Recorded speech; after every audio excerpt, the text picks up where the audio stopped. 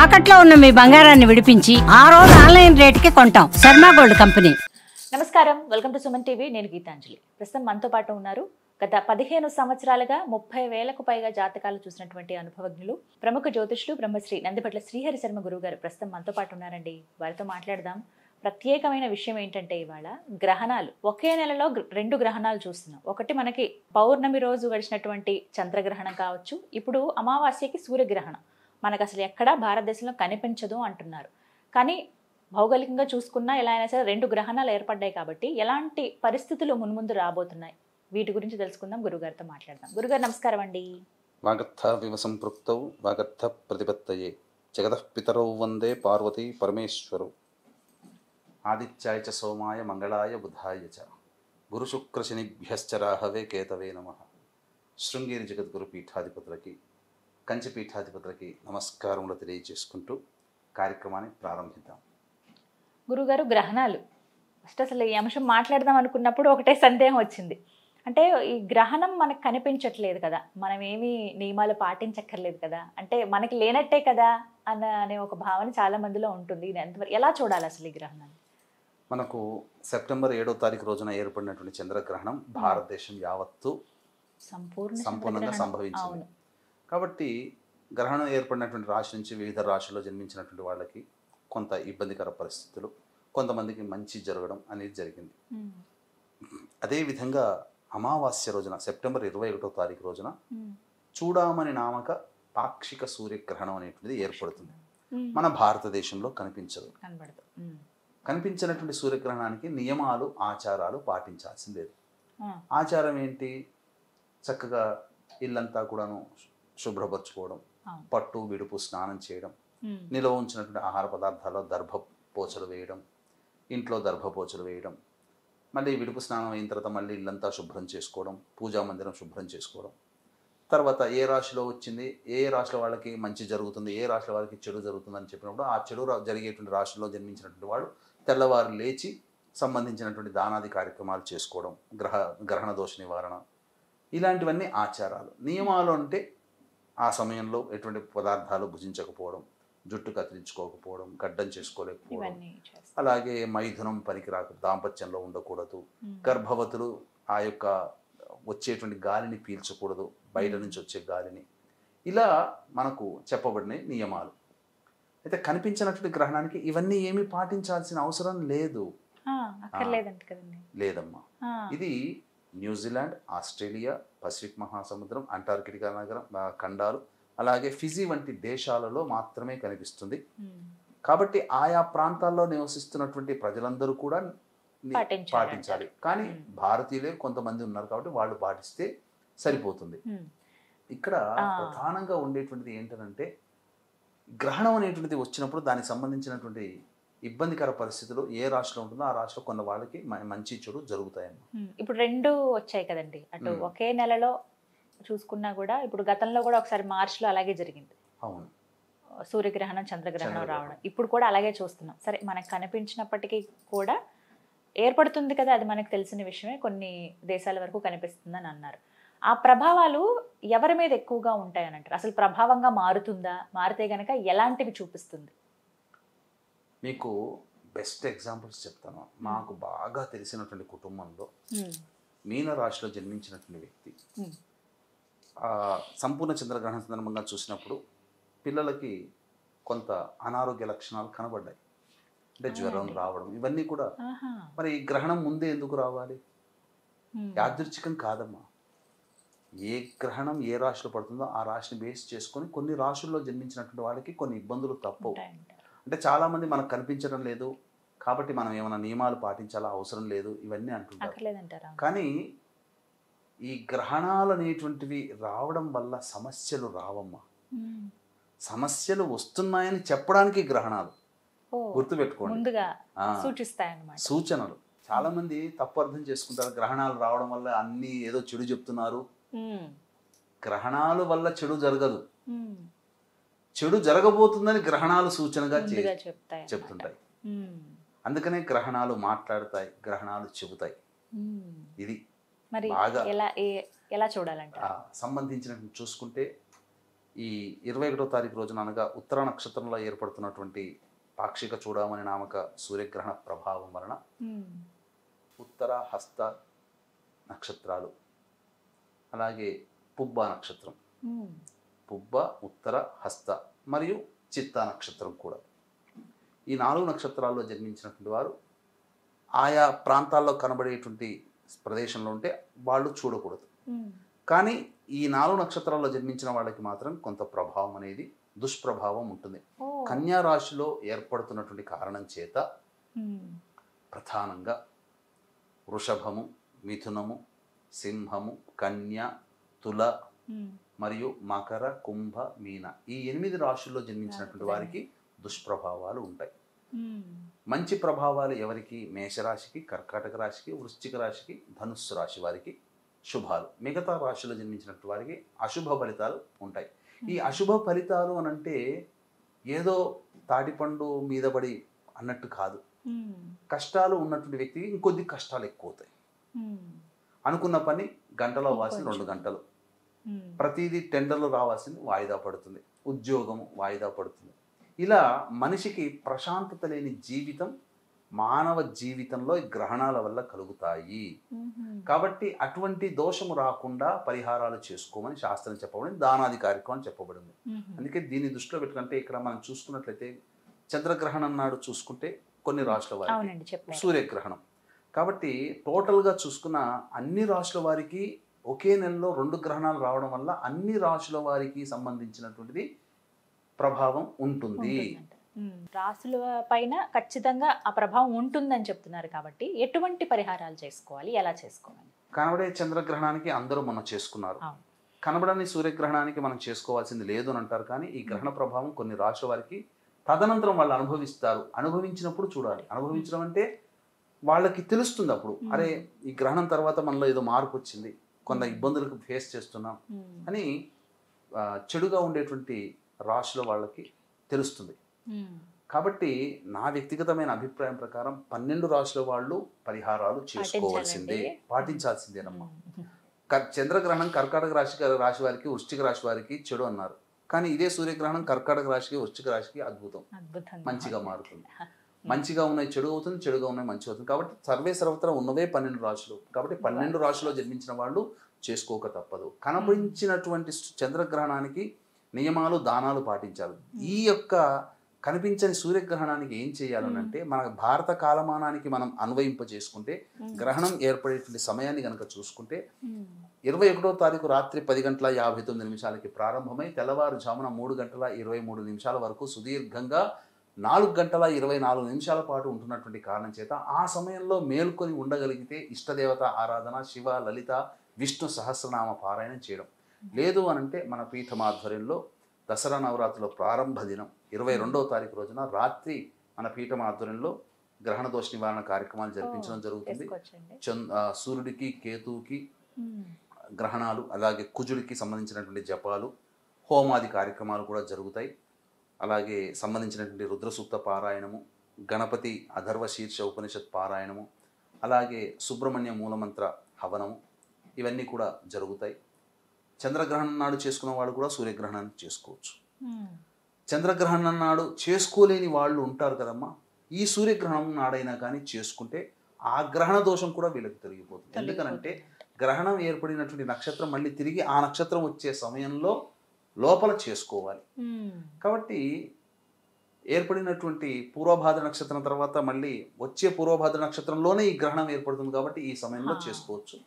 ఈ కార్యక్రమంలో నమోదు చేసుకున్నటువంటి వాళ్ళకి శక్తిపాతం చేసినటువంటి కరుంగలి మాల ఇవ్వడం జరుగుతుంది.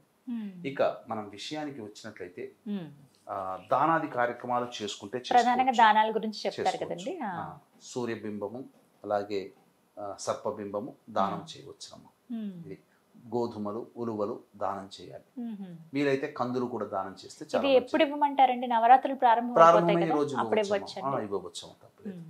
గురుగారు, రాశుల పరంగా ఎలాంటి ప్రభావాలు ఉంటాయి, ఎవరెవరు ఎలాంటి పరిహారం చేసుకోవాలో తెలియజేశారు. ప్రకృతి పరంగా మాట్లాడుకుందామండి. ఎందుకంటే 2 గ్రహణాలు వచ్చినప్పుడు మీరు అన్నారు ఏదో ఒక సూచన అయితే చేస్తుంది గ్రహణం అని. మరి ఎలా ఉండబోతోంది మున్ముందు రోజుల్లో ప్రకృతి పరంగా కావచ్చు, భౌగోళికంగా? సాధారణంగా సంవత్సరంలో 1, 2 లేదా 3 గ్రహణాలు ఏర్పడతాయి. అవును. ఒక్కొక్క నెలలో ఒక్కొక్క గ్రహణం వస్తుంది. కానీ గ్యాప్ ఉంటుంది. చాలా అరుదుగా ఒకే నెలలో 2 గ్రహణాలు రావడం అనేది చాలా అత్యంత అరుదు. అంటే నెల అంటే ఏదో జనవరి, ఫిబ్రవరి, మార్చి కాదమ్మా, మన తెలుగు నెలలు ఇలా చైత్రం, వైశాఖం, జ్యేష్టం, ఆషాఢం ఇలా. కానీ ఈసారి 2 గ్రహణాలు భాద్రపద మాసంలో వచ్చాయి. భాద్రపద మాసంలో వచ్చినటువంటి 2 గ్రహణాల ప్రభావము, ఒకే నెలలో 2 గ్రహణాలు, అందున భాద్రపద మాసం కాబట్టి ఒక విధంగా భారతదేశానికి చాలా అద్భుతమైనటువంటి యోగం, ఉన్నతమైనటువంటి స్థానంలో ఉంటుంది. ఎందుకంటే ఈ గ్రహణ ప్రభావం వల్ల హైందవేతరుల యొక్క శక్తి తుడిచిపెట్టుకుపోతుంది. అంటే ఇతర మతోన్మాదులు ఎవరైతే ఉంటారో హైందవ సనాతన ధర్మానికి హాని కలిగించే, హైందవ సనాతన ధర్మానికి విరుద్ధంగా వెళ్ళగలిగేటువంటి శక్తులు ఏవైతే ఉంటాయో ఆ శక్తులు ఉన్నటువంటి దేశాలన్నీ కూడాను సమస్యలతో సతమతం అవుతాయి. దీని గురించి మనకు దత్త మైసూరు పీఠాధిపతి సంబంధించినటువంటి ఋగ్వేద పండితులు ఘనపాఠి సంతోష్ కుమార్ గారు చాలా వివరంగా ఈ భాద్రపద మాసం సంబంధించిన దాంట్లో తెలియజేశారు. వారు ఉటంకించినటువంటి విషయాలు కూడా ఇప్పుడు జరుగుతున్నాయి కూడా. ఏం చెప్పారు ఆ యొక్క సంబంధించినటువంటి దాంట్లో అంటే, హైందవేతరుల శక్తికి సన్నగిల్లుతుంది వాళ్ళ శక్తి అని. నేపాల్లో జరిగింది ఏందమ్మా, పబ్లిక్ హెసిటేషన్ వచ్చేసేసింది. అలాగే ఇజ్రాయెల్ యుఏఈ మీద దోహాలో డైరెక్ట్గా అటాక్ చేసింది. ఎన్నడూ ఇజ్రాయెల్ అటాక్ చేయలేదు దోహాలో, యునైటెడ్ అరబ్ ఎమిరేట్స్ యొక్క రాజధాని. అసలు అటువైపు చూడదు. దాదాపు 2000 కిలోమీటర్ల ప్రయాణం చేసి అక్కడ బాంబు క్షిపణులు దాడి చేసి వెనక్కి వచ్చింది. ఇప్పుడు చూడండి, అనేక దేశాలలో ఇప్పుడు ప్యారిస్లో తగలబడిపోతుంది. అమెరికాలో తీసుకున్నటువంటి నిర్ణయాలు, ట్రంప్ తీసుకున్నటువంటి నిర్ణయాల వల్ల చాలా ఇబ్బందికర పరిస్థితులు వస్తున్నాయి. అంతేకాకుండా ప్రకృతి విపత్తులు అంటే భూకంపాలు, సునామీలు, సామూహికమైనటువంటి మరణాలు ఎక్కువగా సంభవిస్తాయి. తీవ్రవాద కార్యకలాపాల వల్ల ఎక్కువ మంది జన నష్టం జరుగుతుంది. ఇవన్నీ కూడా నేను ఉట్టి మాటతో చెప్పట్లేదమ్మా, రీసెర్చ్ చేసిన అనుభవంతో చెబుతున్నాను. 1947వ సంవత్సరం నుంచి మొదలుకొని ఇప్పటి వరకు మొన్నటి 2022వ సంవత్సరం వరకు ఒకే నెలలో 2 గ్రహణాలు ఏర్పడిన తదనంతరం వచ్చినటువంటి విపత్తుల విషయాలని నేను డేటా అంతా కూడా కలెక్ట్ చేసి ఉన్నాను. ఆ డేటాని మీరు ఎక్కడైనా ప్లాట్ఫామ్లో, గూగుల్ ప్లాట్ఫామ్లో కానీ ఎక్కడైనా సెర్చ్ చేస్తే మీకు ఆ డేట్కి ఇన్ని విపత్తులు జరిగాయని తెలియచేయడం జరుగుతుంది. కాబట్టి వీక్షించే ప్రేక్షకులు కూడా ఈ గ్రహణాలు అని అంటే ఏదో పుక్కిడి పురాణాలు, ఎదుటి వాళ్ళు ఏదో ఇష్టం వచ్చినట్టుగా చెప్పుకునేదిగా కాదు. ఇంతకుముందు నేను చెప్పినట్టుగా గ్రహణాలు అనేటువంటివి, గ్రహణాలు రావడం వల్ల సమస్యలు కాదండి, సమస్యలు వస్తున్నాయని గ్రహణాలు తెలియచేయడానికి సంకేతము. ఇప్పుడు నేను ఇచ్చేటువంటి డేటా చాలా జాగ్రత్తగా వినండి. ఇది కూడా ఒకే నెలలో 2 గ్రహణాలు, అది కూడా సంస్కృత తెలుగు నెలలో 2 గ్రహణాలు. ఉదాహరణకి మనం చూసుకుంటేనమ్మా, 23 ఏప్రిల్ 1948లో చంద్రగ్రహణం, మళ్ళీ అదే నెలలో అంటే 9 మే 48లో సూర్యగ్రహణం వచ్చింది.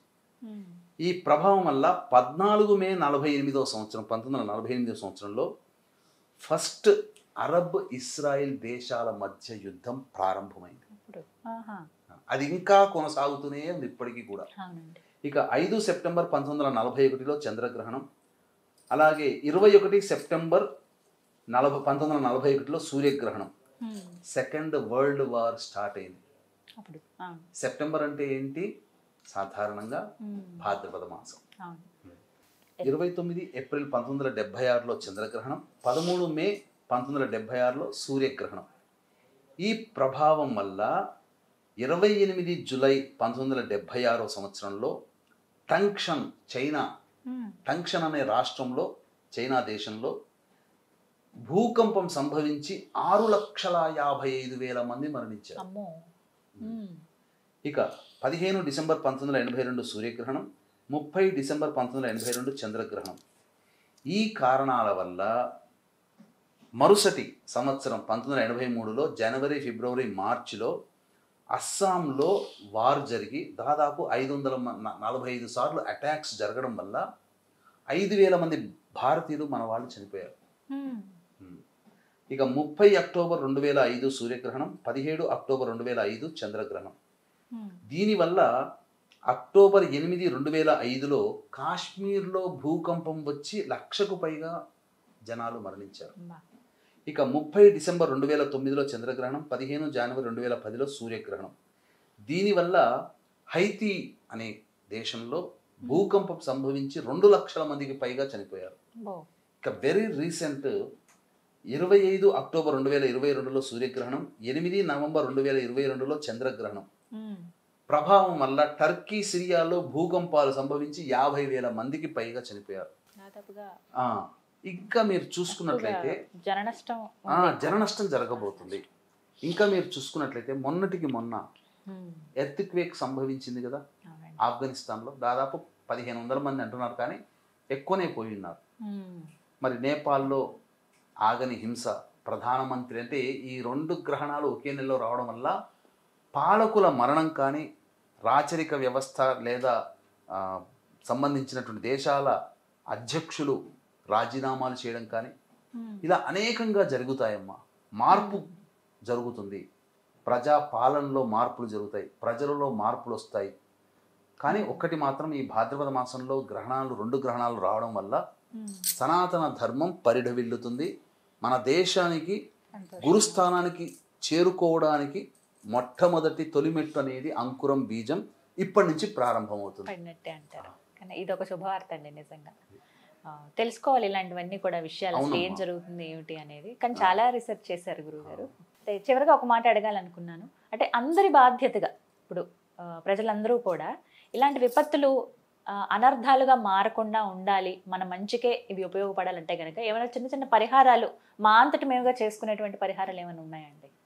తప్పకుండానమ్మా. కాలాన్ని శాసించేవాడు కాలభైరవుడు, మృత్యుంజయుడు పరమేశ్వరుడు. ఇక ఈ భూమిని అంతా కూడాను సదా రక్షించేటువంటిది సర్పము, అనంతుడు. కాబట్టి విశేషముగా సర్పదేవత ఆరాధన, విశేషముగా కాలభైరవుని ఆరాధన, నామస్మరణ, మృత్యుంజయుని యొక్క స్తోత్రము, కాలభైరవ అష్టకము, నాగదేవత స్తోత్రాలు, ఇవన్నీ మానసాదేవి స్తోత్రాలు, ఇవన్నీ ఈ గ్రహణాల యొక్క ప్రభావం వచ్చే 6 నెలల వరకు ఉంటుంది. కాబట్టి మనవంతు బాధ్యతగా మనమందరం కూడా ప్రతిరోజు కూడా మనము, మన పిల్లలము, సమాజంలో ఉన్న అందరూ ఎవరైతే చేస్తుంటారో ఆ ప్రాంతం రక్షింపబడుతుంది. ముఖ్యంగా హైందవేతరుల యొక్క శక్తి సన్నగిల్లుతుంది. కాబట్టి నా అంచనా ప్రకారం భారతదేశానికి ఏ ముప్పు రాదమ్మా. ఖచ్చితంగా మనం అందరం కూడా సురక్షితంగానే ఉంటాం. కాకపోతే మనలాంటి వాళ్ళే ప్రజానికం అక్కడ. కాబట్టి ఎక్కడైనా వేరే దేశాల్లో కొన్ని విపత్కర పరిస్థితులు, సునామీలు కానీ, భూకంపాలు కానీ, అలాగే బాంబు దాడులు కానీ, తిరుగుబాటులు కానీ, అలాగే తీవ్రవాద కార్యకలాపాల వల్ల కానీ, ఇంకా అనేక విధాలుగా సామూహికంగా అధిక సంఖ్యలో జన నష్టం జరిగే అవకాశాలు మాత్రం ప్రస్ఫుటంగా ఉన్నాయని చెప్పవచ్చు. ఇక దీన్ని దృష్టిలో పెట్టుకునే మన పీఠం ఆధ్వర్యంలో 22వ తారీఖు రోజున ఈ 2 గ్రహణాల దోషాల నివారణకి రాత్రిపూట గ్రహణ దోష నివారణ పూజలు, హోమాలన్నింటినీ జరిపించడం జరుగుతుంది. అవకాశం ఉంటే ఆ కార్యక్రమంలో ఎవరైనా కానీ గోత్రనామాలు నమోదు చేసుకోవచ్చు. అంతటిగా మేము ఏం చేయొచ్చండి? ఎవరైనా కానీ ఈ చంద్రగ్రహణంలో పాల్గొన్నారు, కొంతమంది చేసుకోలేదు, అటువంటి వాళ్ళు చేసుకోవచ్చు. చంద్రగ్రహణంలో మళ్ళీ పరిహారాలు చేసుకున్నారు, సూర్యగ్రహణంలో కూడా చేసుకోవచ్చు. ఎందుకంటే దేవతారాధన, దేవతాశక్తి పెంపొందించుకోవడానికి అంతకన్నా అవకాశాలు రావు. కాబట్టి గ్రహణాల సందర్భంగా విశేషమైనటువంటి దైవబలం మనకు సంప్రాప్తమవుతుంది. ఆసక్తి ఉన్న వాళ్ళు హోమంలో పాలు పంచుకోవచ్చు కదండి, గోతనామాలు నమోదు చేసుకోవచ్చు. ఎందుకనంటే ఈ గ్రహణాలు జరుగుతున్న సందర్భంలో దైవతాశక్తి బలహీనపడుతుంది, అసుర శక్తి ఉద్ధృతమవుతుంది. కాబట్టి మనకెవరైనా ఆపద సమయంలో మనకు శక్తి లేనప్పుడు ఎవరైనా సహాయం చేశారనుకోండి, గుర్తు పెట్టుకుంటామా లేదా? దేవతాశక్తి బలహీనమయ్యే సందర్భంలో మనం దేవతాశక్తిని పెంపొందింపజేస్తే ఆ దైవం గుర్తుపెట్టుకొని మనకు అవసర సమయంలో మనల్ని మన ఆపద నుంచి గట్టెక్కిస్తుంది. అదే దేవతాశక్తి. కాబట్టి ఇటువంటి దైవశక్తిని అందరికీ అందించాలనే సదుద్దేశంతో ఆ 22వ తారీఖు రోజున చంద్రగ్రహణంలో చేసుకున్న వాళ్ళు కానీ, చంద్రగ్రహణ దోష నివారణ చేసుకోలేని వాళ్ళు కానీ, సూర్యగ్రహణ సందర్భంగా చెప్పినటువంటి రాశుల్లో వాళ్ళు కానీ, అందరూ కూడా 12 రాశుల్లో జన్మించిన వాళ్ళు సందర్భంగా 22వ తారీఖు రోజున జరిగే కార్యక్రమంలో నమోదు చేసుకోవచ్చు. విన్నారు కదండి, పేరు, గోత్రం 22వ తారీఖున గురుగారి ఆధ్వర్యంలో ఇలా హోమం జరుగుతోంది. గ్రహణ సందర్భంగా ఏమైనా దోషాలు కొంతమందికి ఏర్పడుతూ ఉంటాయి, తెలిసి తెలియక మనం తప్పు చేస్తూ ఉంటాము. ఆ దోషాలు మనకి దాకా రాకుండా ఉండాలంటే గనక దైవశక్తి మనకు తోడవ్వాలి. దానికి తగ్గట్టుగా హోమాది కార్యక్రమాలు అనేవి చేస్తున్నారు. ఎవరైతే ఆసక్తి ఉందో మేము జరిపించుకోవాలనుకుంటున్నాం అన్నవారు స్క్రీన్ పైన గురుగారి నెంబర్ ఇవ్వడం జరుగుతుంది. మీరు ఆ నెంబర్కి కాల్ చేసి ముందుగా వివరాలు కనుక్కోండి. అలాగే ఆ తర్వాత మీ పేరు గోత్రం ఇచ్చి మీరు నమోదు చేయించుకోండి. ఇది వాళ్ళ వీడియో. నమస్కారం, ధన్యవాదాలు గురుగారు. సర్వం శ్రీ ఉమామహేశ్వర పరబ్రహ్మార్పణమస్తు.